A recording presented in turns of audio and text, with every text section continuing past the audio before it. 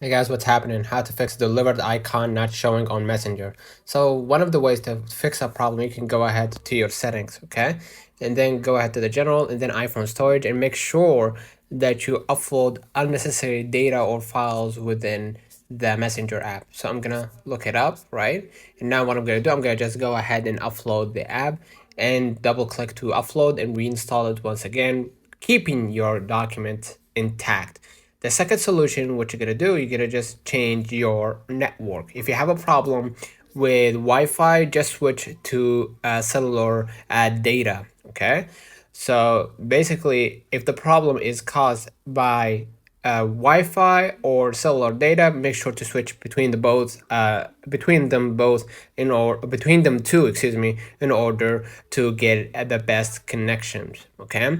Now, what you're gonna do, you're gonna just go ahead to your App Store or Google Play, and I'm gonna search or yeah, I'm gonna search for Messenger and make sure that you updated your Messenger to the latest version. If you're still facing that issue, what you're gonna do, just look up for VPN, right? And by downloading VPN, you're gonna be able to switch your IP address, and from there you're gonna be able probably to get a better, better usage. Okay. Now what you're gonna do, you're gonna just go back to your screen and then go ahead to the settings. And if you're still facing that issue, what you're gonna do, go ahead to the general and then iPhone storage, and then just try to pin down Messenger, right? Press Messenger and then delete the app.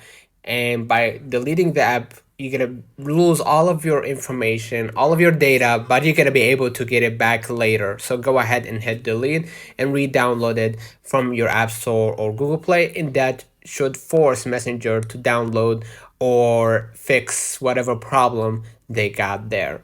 Lastly, what you're gonna do, you're gonna just go back to the main settings and then go ahead to the general and then software update.